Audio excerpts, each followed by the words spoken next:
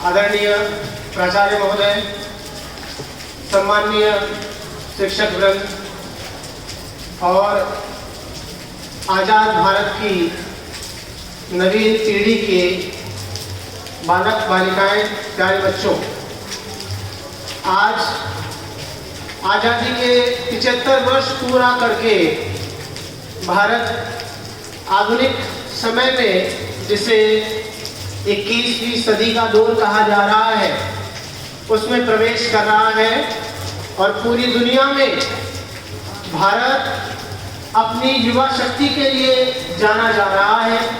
इस समय भारत में लगभग 40 करोड़ युवा हैं जो भारत की दशा और दिशा को बदलने के लिए तैयार खड़े हैं। इसी के लिए आज एजुकेशन में भी लर्निंग के साथ साथ स्किल को प्रमोट किया जा रहा है, कौशल को बढ़ाया जा रहा है। बीते दिनों आपने सुना होगा अग्निवीर का एक प्रोजेक्ट, एक अग्निवीर योजना भारत सरकार जिसको लेकर आ रही है अग्निपथ के नाम से।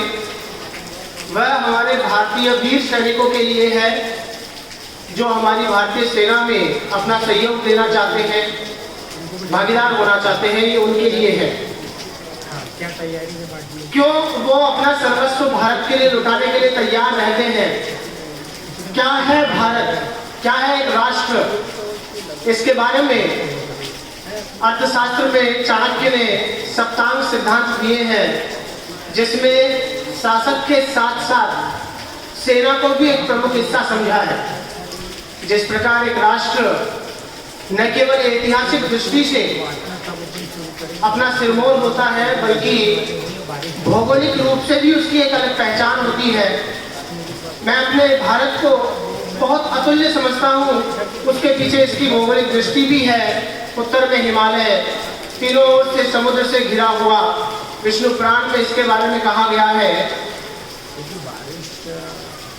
उत्तरम यत् समुद्रस्य हिमालयस्य दक्षिणम वर्ष तत् भारतम नाम भारतीयत्र संतति। ऐसे महान देश को प्रणाम है। इसी में कहा गया है, इतः सर्वस्य मोक्षस्य मध्यम चांद्रस्य गम्यते न खलवन्यत्र मर्त्याना कर्म भूमो विधीयते। इसका मतलब होता है यह वो धरती है जहाँ से स्वर्ग, मोक्ष, अंतरिक्ष और पाताल को जाया जा सकता है। भारत एक महान देश है। इसके बारे में जितना हम जान सके उतना हमें जानना चाहिए।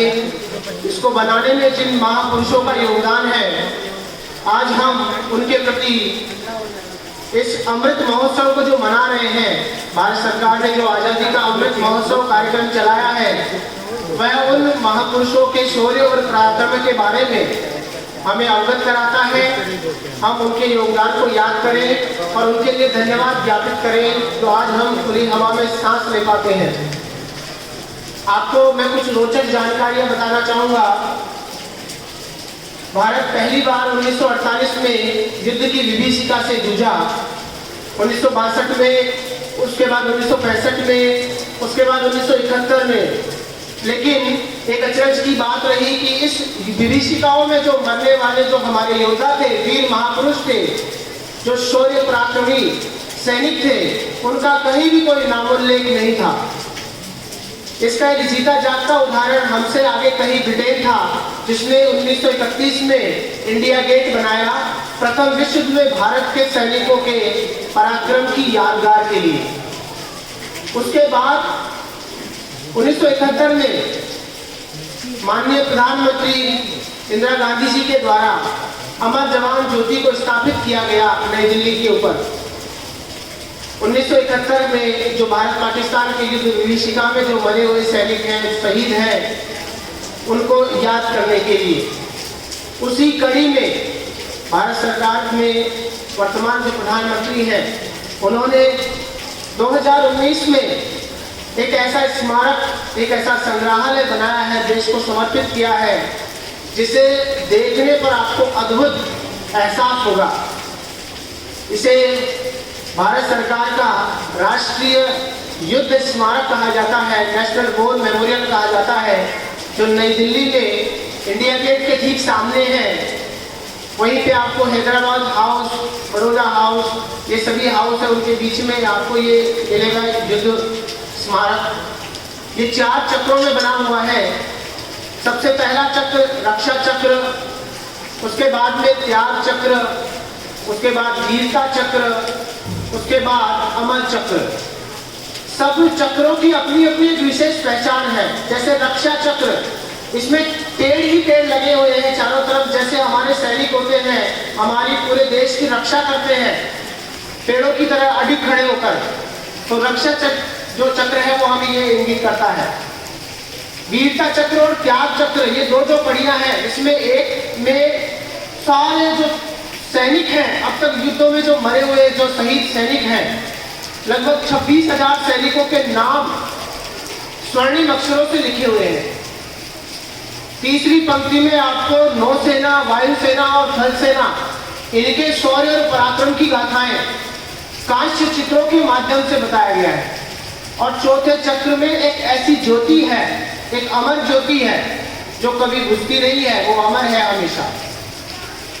और यही एक परम योद्धा स्मारक भी है, परम योद्धा चक्र है, जहां पर हमारे जो जितने भी परमवीर चक्र विजेता है, आपको पता है हमारे भारतीय सेना में सबसे बड़ा जो चक्र है वो परमवीर चक्र होता है। और अब तक कुल 26 लोगों को परमवीर चक्र मिला है, जिन सैनिकों को मिला है। उन सभी की मूर्तियां आपको वहां मिलेगी परम योद्धा स्मारक के रूप में। और जब आप युद्ध स्मारक में आप उपस्थित रहेंगे, डेफिनेटली निश्चित रूप से आपको एक भारतीय होने का गर्व महसूस होगा कि कितने लोग थे जिन्होंने अपने परिवार को, अपने घर को, अपने समाज को, अपनी इच्छाओं को, अपनी सब उन इच्छाओं को जिनके लिए वो अपना जीवन जीते रहे, उन सबको छोड़कर अपने देश के लिए सब कुछ न्यौछावर कर दिया। अभी आपने बीते दिनों सर्जिकल स्ट्राइक की चर्चा सुनी है, पता नहीं कितनी सर्जिकल स्ट्राइक वो रोज करते हैं। लद्दाख में खड़े हुए उन सैनिकों से जाके अगर हम पूछना चाहें कि आपका हाल कैसा है यहाँ, तो सच में हमें जानने को मिलेगा एक एक पल, एक एक घड़ी उनकी सर्जिकल स्ट्राइक है जीने की।